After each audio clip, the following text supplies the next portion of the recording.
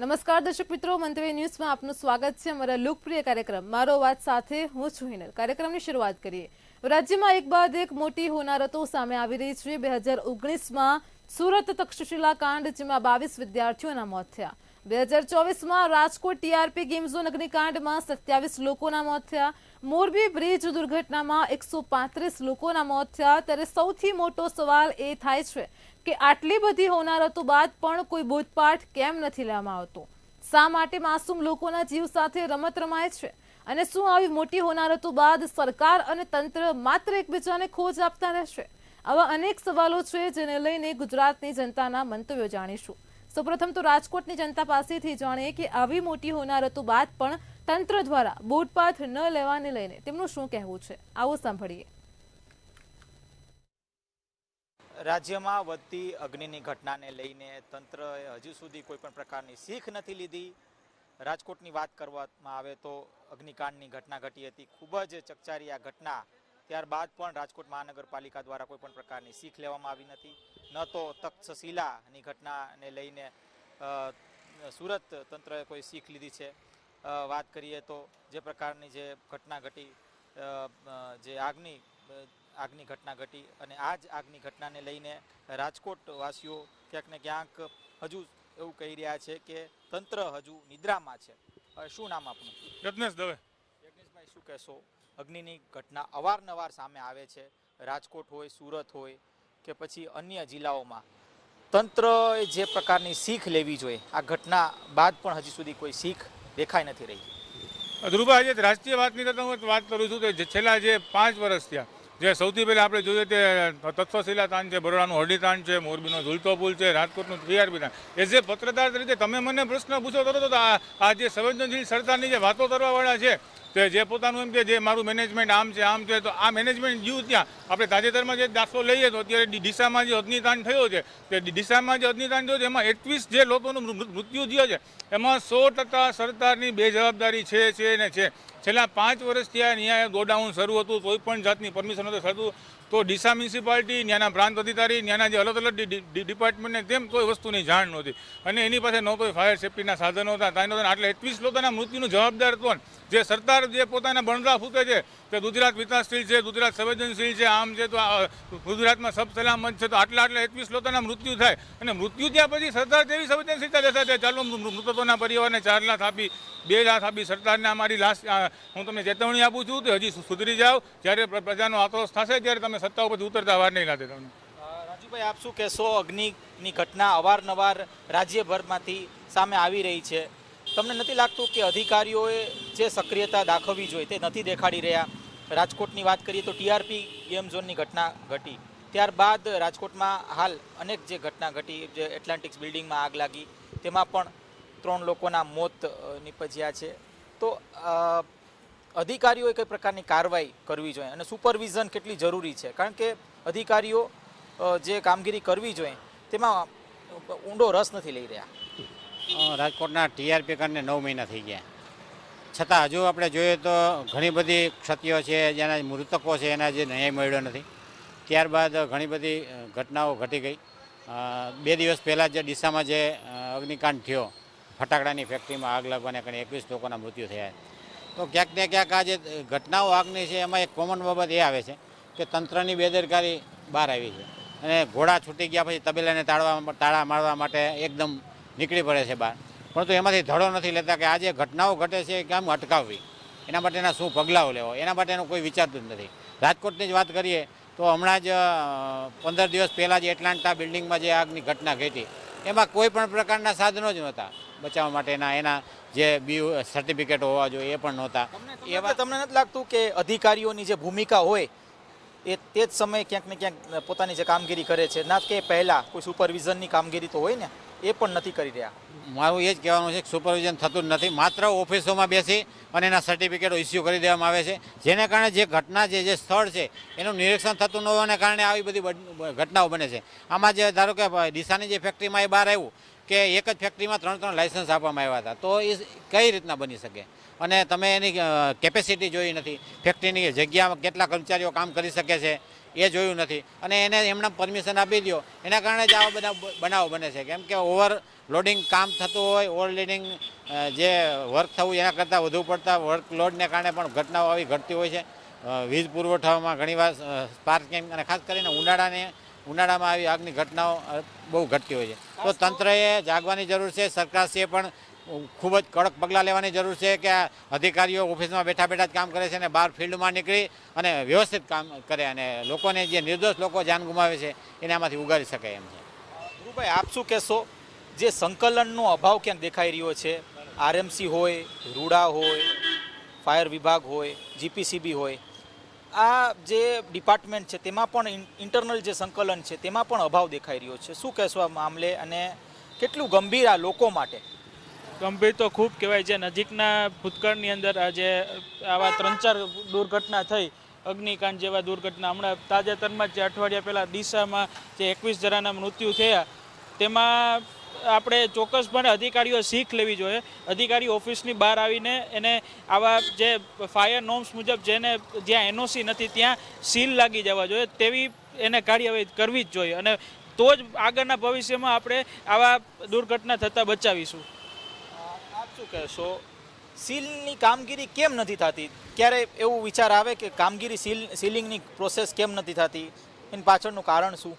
અધિકારીઓ ઓફિસમાં બેઠા બેઠા પૈસાના જોર ઉપર ઇસ્યુ કરી દે પ્રમાણપત્રકને, આ તે સ્થળ ઉપર રૂબરૂ મુલાકાત લઈએ ને તો એના ખ્યાલ આવે કે ક્યાં કઈ ટાઈપના સાધનો ફિટ થયા છે, વ્યવસ્થિત છે કે નહીં, જગ્યા કેવડી છે. આ કેમ ભાઈ આટલી જગ્યા હોય તો આટલા જ પરમિશન મળે, બાકી એમ જેવડી જગ્યા હોય એવા કામ માટે આ લોકો ખાસ જોવે કે જેવડી જગ્યા હોય એ પ્રમાણે એમ એટલા જ મજૂરો કામ કરી શકે કે એટલા જ કામ કરે, અને ત્યાં ફાયર સેફ્ટીના સાધનો છે કે નહીં. અને ખાસ કરીને ફાયર સેફ્ટીના સાધનોમાં એવું છે કે લાખોના ખર્ચો કરી માણસો ફાયર સેફ્ટીના સાધનો તો ફિટ કરાવે, પણ એના મેઇન જે પોઈન્ટ હોય ને એ અંદરને અંદર હોય, જેથી આગ લાગવા તાણે એ ખોલી ન શકે, ચાલુ નથી કરે, એટલે શોભાના ગાંઠિયા સમાન રહે છે. તો જેથી કરીને ફાયર સેફ્ટીના જે સાધનો એના છેડા બહાર સુધી રાખે. કે તમને નથી લાગતું ક્યાંક મોટા માથાઓ આવા જ્યારે આગની ઘટનામાં પોતાનું માથું મારે છે, આ જે આગની ઘટના જ્યારે થતી હોય છે ત્યારે પોતાનું જે ઇન્વોલ્વમેન્ટ દેખાડે છે, અધિકારીઓ સાથે સંકલન કરે છે, તો તેના કારણે આ ઘટનાને ઢીલી પડવાની કોશિશ કરે છે? મોટા આમાં અગ્નિકાંડ જ્યારે થઈ જાય પછી અધિકારો આવીને એમ કે આની સામે કડકમાં કડક કાર્યવાહી થશે, કડકમાં કડક પગલાં લેશું. અને સરકારે માનવનું મૂલ્ય ખાલી 4 લાખ રૂપિયા જ આપ્યું છે કે માનવ મૃત્યુ પામે તો કે એને 4 લાખની સહાય મળશે. એટલે હું ખાલી માણસની કિંમત 4 લાખ જ રહી છે. ખાસ કરીને સરકાર વિચારે કે આ ન બને એના માટે તટસ્થ પગલાં લે, સ્થળ ઉપર જાય અને વ્યવસ્થિત કાર્યવાહી કરે. ચોક્કસથી આ હતા આપણી સાથે રાજકોટથી લોકો, સામાજિક આગેવાનો જોડાણા હતા. તમને સ્પષ્ટ કહેવાનું છે કે આગની ઘટના રાજ્યભરમાં ઘટે છે. ક્યાંક ને ક્યાંક અધિકારીઓની બેજવાબદારપૂર્વક જે કામગીરી હોય છે તેના જ કારણે આ આગની ઘટના છે તે વધુ વધી રહી છે. ખાસ જે ઉણપ સ્પષ્ટપણે દેખાઈ રહી છે કે જ્યારે સુપરવિઝન કરવાની જરૂર હોય ત્યારે કોઈપણ પ્રકારનું સુપરવિઝન અધિકારીઓ દ્વારા નથી થતું, ન તો ઉચ્ચ અધિકારીઓ દ્વારા એવા આદેશ આપવામાં આવે છે. તેના જ કારણે આ આગની ઘટનાઓ સતત વધી રહી છે અને જે માનવ જીવન અત્યારે હોમાઈ રહ્યા છે. કેમેરા પર્સન લલિત વ્યાસ સાથે ધ્રુવ કુંડેલ, રાજકોટ. દર્શક મિત્રો, કાર્યક્રમમાં આગળ હવે આ જ મુદ્દે ભાવનગરની જનતા પાસેથી જાણીશું કે છાસવારે થતી આવી પ્રકારની હોનારતોને લઈને તેમનું શું કહેવું છે. આવો સાંભળીએ. રાજ્યમાં ફરી એક વખત આગની એવી ઘટના બની કે રાજ્યની અંદર લોકોને વિચારતા કરી દીધા છે. કારણ કે જે રીતના તક્ષશિલા અગ્નિકાંડ બાદ રાજકોટનો પણ એક અગ્નિકાંડ, અને હવે ડીસાની અંદર જે ફટાકડાની ફેક્ટરીમાં આગ લાગી 22 જણાએ પોતાનો જીવ ગુમાવ્યો છે. અનેક ઘટનાઓ એવી છે રાજ્યમાં કે જેને લઈને તંત્ર, જે સરકારી બાબુઓ છે તેમની કામગીરી પર સવાલો ઉઠ્યા છે. જ્યારે આવી ઘટના બને ત્યારે તંત્ર સફાળું જાગે છે, સરકાર જાગે છે, કામગીરીના આદેશ અપાય છે, પરંતુ સમયાંતરે સમગ્ર જે ઘટના છે તે શાંત પડે છે અને ફરી એક વખત આવા જે કહી શકાય કે અગમ્ય પાપો છે તે બહાર આવે છે. હવે આ જે ડીસાની ઘટના છે તેને લઈને ભાવનગરના લોકો શું કહે છે તે સીધી વાત કરશું. શું કહેશો, ફરી એક વખત જે રાજ્યમાં અગ્નિકાંડ થયો છે, 22 જણે પોતાનો જીવ ગુમાવ્યો છે? પહેલા તો હું 22 જણને શ્રદ્ધાંજલિ આપું છું. ભગવાન તેમના આત્માને શાંતિ આપે. ખાસ આ સરકાર છે એ ઘોર નિંદ્રામાં સૂઈ રહી હોય એવું લાગે છે. સુરતનો તક્ષશિલા કાંડ હોય, જે નાના નાના બાળકોએ જીવ ગુમાવ્યો ત્યારે મોટી મોટી વાતો કરી, સીએમ ગયા ને આ ગયા ને તે ગયા, અને વડાપ્રધાન મોદી સાહેબ પણ ઓલી આપે શ્રદ્ધાંજલિઓ. પછી રાજકોટનો અગ્નિકાંડ જોયો તો ત્યાં બાળકો ગેમ ઝોનમાં ફરવા ગયા હતા. અને ત્રીજું આ ડીસામાં જે હાલમાં તે ફટાકડા ફેક્ટરીમાં આગ લાગી, એના લાયસન્સ પણ રિન્યુ નથી થયેલા, લાયસન્સ પણ એક્સપાયર થઈ ગયા છે. ત્યાં આગળ પ્રાંત અધિકારીઓ જોવા જાય છે છતાં કોઈ નિંદા, એનું કીધું પોલીસનો નેગેટિવ અભિપ્રાય છે, છતાં પણ એ લોકો કોઈ કઈ જોયું નહીં.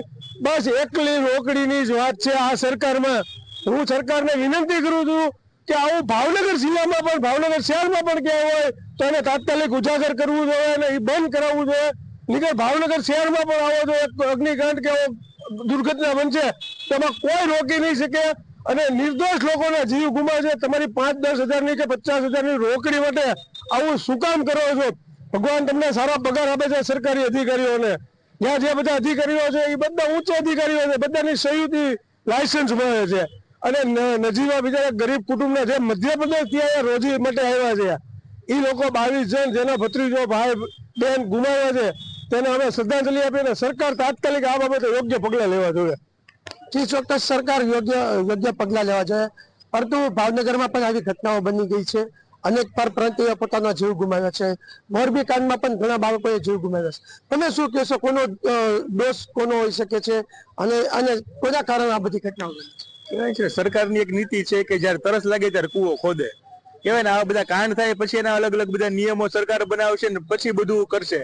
કારણ કે આપણે હમણાં વડોદરામાં હરણીકાંડ થયો પછી બધા બોટિંગ લગતા નિયમો બનાવ્યા, પછી આવડા સુરત વાળો અને જે રાજકોટ વાળો કાંડ થયો પછી ફાયર સેફ્ટી લગતા નિયમો બનાવ્યા. જયારે આવો કાંડ થાય પછી આવા નિયમો શું કામ બને છે? સરકાર પહેલેથી પણ અગાઉ જો પોતાના જે નિયમો છે એને ચુસ્તપણે અમલ કરાવે, અગાઉથી નું ધ્યાન રાખે તો આવા કોઈ બનાવ બનવા શક્ય જ નથી. એમ સરકારની આમાં ઘોર બેદરકારી છે, તેના કારણે આટલા લોકો કહેવાય અવારનવાર લોકો પોતાનો જીવ ગુમાવે છે. મોરબીમાં પણ જીવ ગુમાવ્યો, રાજકોટમાં હરણીકાંડમાં ગણો તમે, તક્ષશિલા કાંડમાં ગણી લો, ને આવડું ડીસા કાંડ. કહેવાય ને એક પછી એક આવા કાંડ નકરા આવ્યા જ રાખે છે. સરકારની ઘોર બેદરકારી છે આમાં. જી ચોક્કસ, સરકારની ઘોર બેદરકારી છે. તમે શું કહેશો, આવા જે લોકો છે, સરકારી બાબુઓ છે, જેના કારણે આ બધું થતું હોય છે, પગલા શું લેવા જોઈએ અને ક્યાં કોની ચૂક છે? સર્વપ્રથમ તો જે 22 નિર્દોષ લોકોએ જીવ ગુમાવ્યા છે, પ્રભુ એમના દિવ્ય આત્માને શાંતિ અર્પે. હું છે ને આને અગ્નિકાંડ કેવો નહીં, હું આને છે ને નરહત્યા એવી રીતનું હું કહીશ. પર્ટિક્યુલર એ જ શબ્દ વાપરીશ. કારણ કે ગમે ત્યારે કોઈ પણ આવી વસ્તુ થાય, તમે જોવાશો તો તંત્રનો વાંક તમને 110% દેખાશે ને દેખાશે. ફાયર સેફટીના નામ ઉપર અત્યારે જનરલ પબ્લિકને ફૂલ હેરાન કરવામાં આવે છે. કોઈ બી બિલ્ડિંગ હોય, કોઈ પણ જગ્યાએ જઈ અને તરત નોટિસ મારવામાં આવે, સીલ મારવામાં આવે, દરેક જગ્યાએ આ જ વસ્તુના પ્રશ્ન આવે.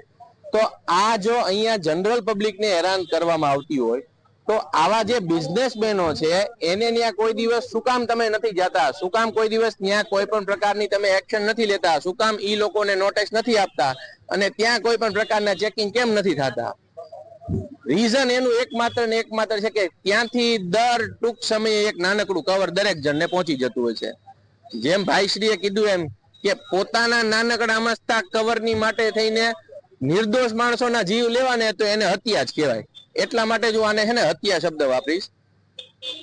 ભાજપ સરકાર જે કોઈ અત્યારે જે ચાલે છે એમાં લોકોના જીવની વેલ્યુ બહુ શૂન્ય થઈ ગઈ છે. માત્ર 50,000ના કવરની સામે 22 જણાનો જીવ જાય તો એક જણાની 2,000 રૂપિયાના જીવની કિંમત થઈ. એટલે બહુ ટૂંકો જીવ થઈ ગયો છે, એવું થઈ ગયું. એટલે આ વસ્તુને હું તદ્દન વિખોડીશ.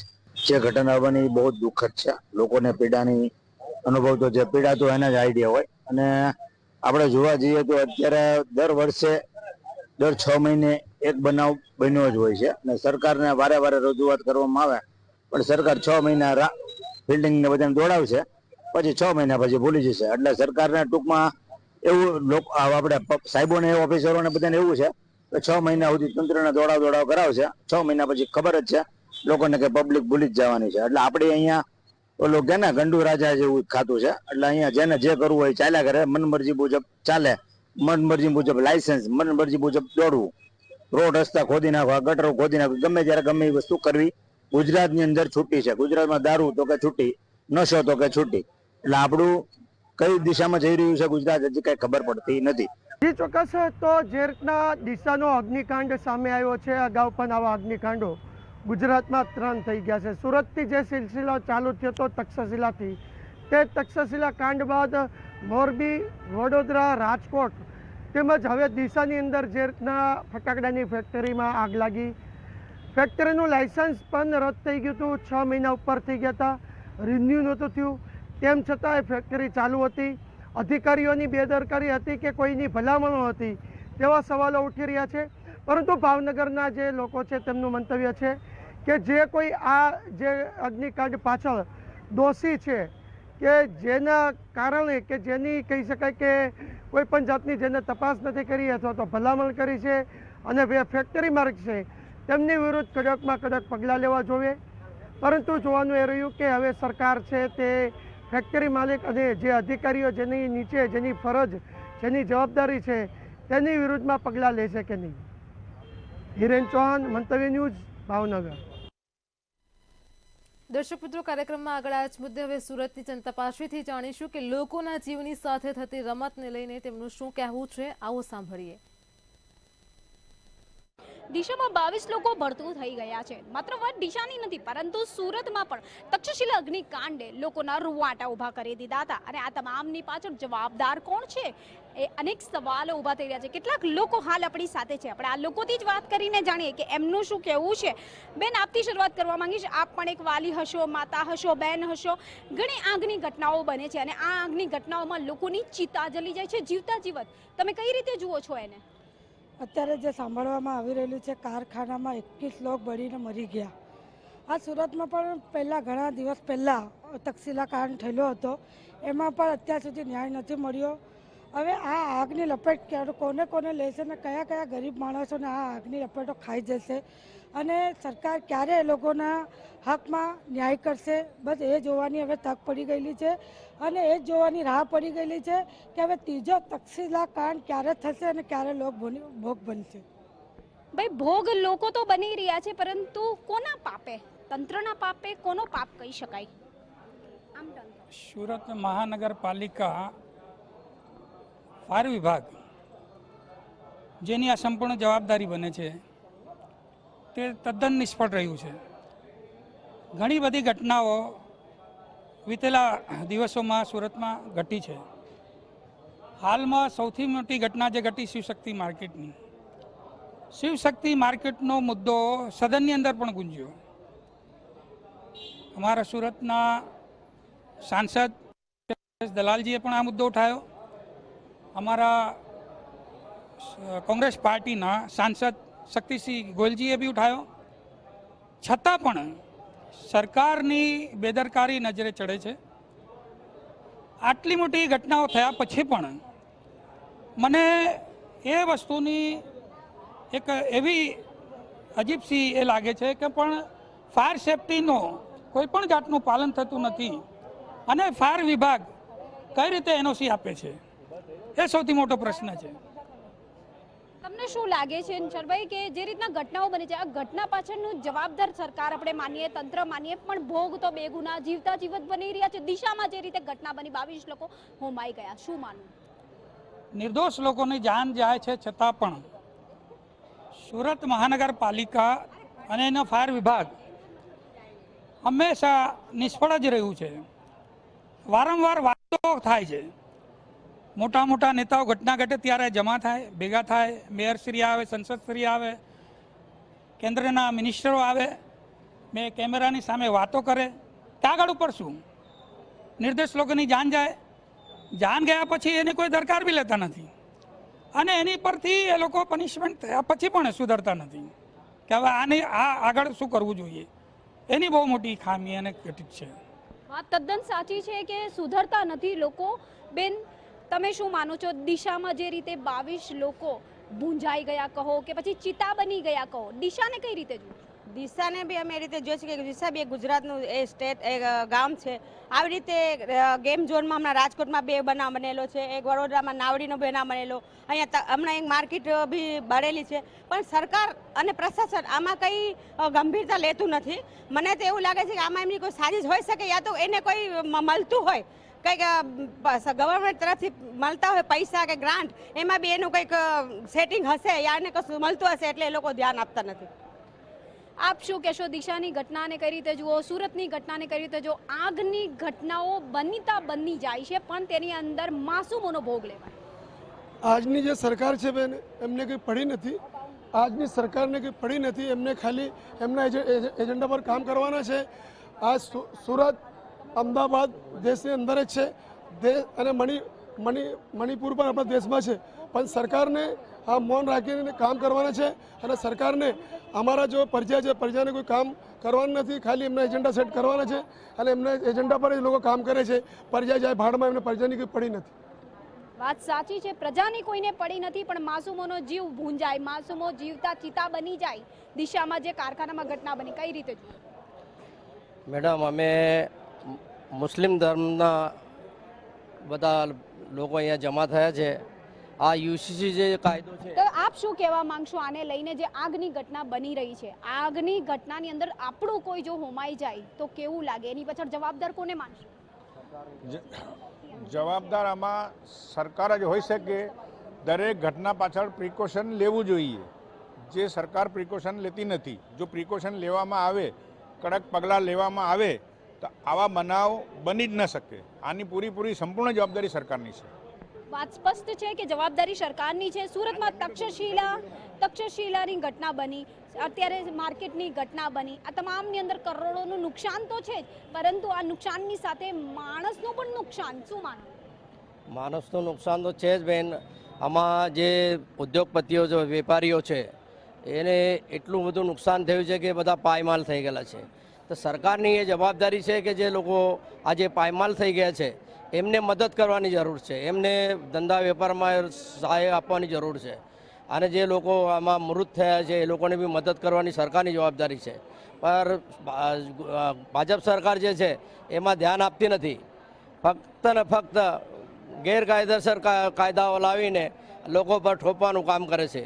અત્યારે આ જો યુનિફોર્મ સિવિલ કોડનો જે કાયદો છે, આ મુસ્લિમ પર્સનલ લો બોર્ડ જે છે અમારું, એના વિરુદ્ધનો કાયદો છે. સ્પષ્ટ છે કે સરકારે જે કામ કરવું જોઈએ એ સરકાર કરતી નથી, પરંતુ જે આગની ઘટનાઓ બની રહી છે, આ આગની ઘટનાને લઈને જે માસૂમોના જીવ જઈ રહ્યા છે, આ માસૂમોની જાન જવાનો એ જે ભૂંજાઈ રહ્યા છે, એના પાછળનું જવાબદાર કોણ જેવા સવાલો ઉઠી રહ્યા છે. સુરત ખાતે લોકોએ પોતપોતાના જે મંતવ્ય આપ્યા છે, મંતવ્ય ન્યૂઝ સમક્ષ સ્પષ્ટ લોકોનું માનવું છે કે જે રીતના સરકારની બેદરકારી છે, આ બેદરકારીને લઈને ક્યાંક ને ક્યાંક લોકો ભૂંજાઈ રહ્યા છે. હવે જોવાનું એ રહ્યું કે તંત્ર ખરેખર હાથ ખંખેરે છે કે પછી જવાબદારી સ્વીકારે છે, કે પછી જે માસૂમોની ચિતા અત્યારે જોવા મળી રહી છે એ પછી દિશા હોય, સુરત હોય, રાજકોટ હોય કે કોઈ પણ જગ્યા હોય, આ દરેક જગ્યાની ઉપર ભોગ તો માસૂમો જ બની રહ્યા છે. શું તેમને ન્યાય મળશે કે કેમ એ જોવું રહ્યું. કેમેરામેન શોએબ શેખની સાથે રાબિયા સાલેહ, મંતવ્ય ન્યૂઝ, સુરત. દર્શક મિત્રો, કાર્યક્રમમાં આગળ વ્યાજ મુદ્દે અમદાવાદની જનતાનું શું કહેવું છે, આવો સાંભળીએ. બનાસકાંઠાના ડીસામાં 22 લોકોએ પોતાનો જીવ ગુમાવ્યો છે અને આ ઘોર બેદરકારીમાં સૂતું છે તેવું લાગી રહ્યું છે. આપણા સાથે કેટલાક લોકો છે, તેમના સાથે પણ વાત કરીશું. શું નામ છે આપનું? નામ અનિલ છે. અનિલભાઈ, શું કહેશો? જે 22 લોકોએ પોતાનો જીવ ગુમાવ્યો છે અને તંત્ર પણ હાલ ઘોર બેદરકારીમાં દેખાઈ રહ્યું છે, તેમના સાથે એનઓસી હતી કે નહીં તેઓ તપાસ તો ચાલી જ રહી છે, તેને લઈને આપનું શું કહેવું છે? તંત્ર અત્યારે ઊંઘી જ રહ્યું છે. આટલા બધા કાંડ થયા પણ તંત્રને કંઈ ખબર નથી પડતી, બરાબર. પ્લસ આ જેના હાડકા ખાસા દૂર સુધી ફેંકાઈ ગયા, હવે એમના પરિવાર પર શું ગુજરતું હશે એ લોકો જાણે છે. હજુ આવી ફેક્ટરી કેટલી ધમધમતી હશે, બરાબર, એ હજુ કોઈને કંઈ ખબર નથી. અને જ્યારે કે બીજા બનાવો બનશે ત્યારે આ લોકોની ઊંઘ ઉડશે કે નહીં એ તો ભાઈ ભગવાન જાણે. પછી એ તો આપણા સાથે બીજા પણ એક ભાઈ છે, તેમના સાથે પણ વાત કરીશું. શું નામ છે આપનું? પ્રકાશ પટેલ. પ્રકાશભાઈ, ખાસ કરીને વાત કરીએ તો જે અગાડી પણ રાજકોટ મોલમાં પણ આવા બાળકોએ જીવ ગુમાવ્યા હતા, તક્ષશિલામાં પણ, અને જ્યારે અમદાવાદ નહીં પરંતુ બનાસકાંઠાની જ્યારે વાત કરીએ તો 22 લોકોએ પોતાના જીવ ગુમાવ્યા છે. મધ્યપ્રદેશથી તેઓ 2 દિવસ પહેલાં જ આવ્યા હતા. તેને લઈને આપનું શું કહેવું છે? સર્વપ્રથમ તો જે લોકો મૃતક પરિવારના સભ્યોને આ દુઃખ સહન કરવાની શક્તિ આપે અને જે મૃતકો છે તેમના આત્માને શાંતિ આપે. જો કહેવામાં આવે તો તંત્રની ઊંઘ ક્યારે ઉઠશે એ જ હજી સુધી નક્કી નથી. ભૂતકાળના અંદર સુરત તક્ષશિલા કાંડના અંદર નિર્દોષ બાળકો વિદ્યાર્થીઓએ જે જીવ ગુમાવ્યા છે તેને લઈને પણ આજ દિન સુધી તંત્રએ કોઈ એની વિરુદ્ધ કાર્યવાહી તો કરી છે ચોક્કસ, પણ ભવિષ્યમાં આવા કાંડ ના બને તે માટે ચોક્કસ કોઈ કાર્યવાહી, કોઈ ફાયર સેફ્ટી કોઈ ફેક્ટરીમાં છે કે નહીં તે કોઈ વસ્તુ આજ દિન સુધી ચેક કરેલ નથી. ભૂતકાળના અંદર રાજકોટના અંદર ટીઆરબી એના અંદર પણ જે બાળકો ભૂલકાઓના નાના નાના બાળકોના ભૂલકાઓ બળીને રાખ થઈ ગયા, છતાં પણ તંત્ર એટલું નફટાઈવાળું છે કે તેઓ આ દિન સુધી ભવિષ્યમાં આવા જે કોઈ ફેક્ટરીના લાયસન્સ નથી, કોઈ ફાયર સેફ્ટી નથી, તેઓના વિરુદ્ધ કોઈ કડક કાર્યવાહી કરતી નથી તંત્ર. બીજું વસ્તુ કે જ્યારે ડીસામાં આ માનવ કાંડ સર્જાયો તો તેના અંદર 18 વર્ષના બાળકોના હાડકાં 15 ફૂટ સુધી ફેંકાઈ ગયા. તેમની લાશ પણ તેમના પરિવારજનો શોધી નથી શકતા. વત્તા આટલો મોટો કાંડ થઈ ગયો ત્યારે તંત્ર એકબીજાના ઉપર દોષ ઢોળવીને તેમને શાંતિ લાગે એવું કરે છે. મારું તો એટલું જ કહેવું છે કે આ તંત્ર તાત્કાલિક ધોરણે જાગી જાય બરાબર, અને આવો ભવિષ્યમાં કોઈ માનવકાંડ ના થાય એના માટે ચોક્કસ કાર્યવાહી કરે. આ કાંડના અંદર જેટલા બી દોષિતો છે એમને કાયદાકીય દ્રષ્ટિથી કડકમાં કડક કાર્યવાही કરી न्यायिक मार्ग થાય એવી મારી આશા છે. जिन जिन का भी जीव गया है उनको ऊपर वाला भगवान उनको शांति दे. और कहना ये चाहूँगा कि गुजरात में ये कोई पहली घटना नहीं है. आए दिन अपने देखते रहते हैं, गुजरात में पहले भी ऐसी घटना हो चुकी है, फिर भी तंत्र इससे सबक नहीं लेता. और जो ऐसी बिल्डिंगें हैं या कंपनी है उनके जो फायर सेफ्टी के जो भी इंतजाम है उनको नहीं रखा जाता, उसकी वजह से ऐसी घटना होती है.